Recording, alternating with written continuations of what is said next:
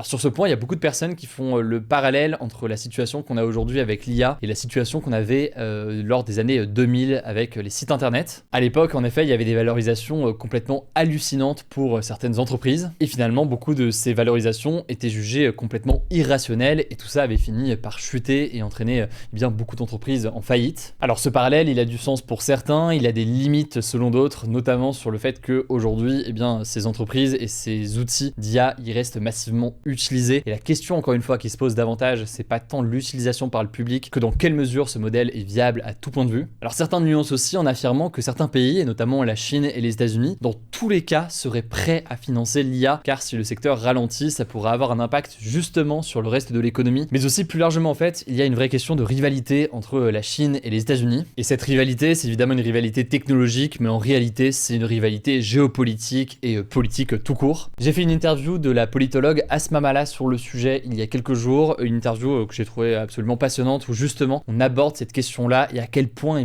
est-ce que Xi Jinping d'un côté et Donald Trump de l'autre côté utilisent et instrumentalisent d'une certaine façon cet outil pour en faire un outil de pouvoir.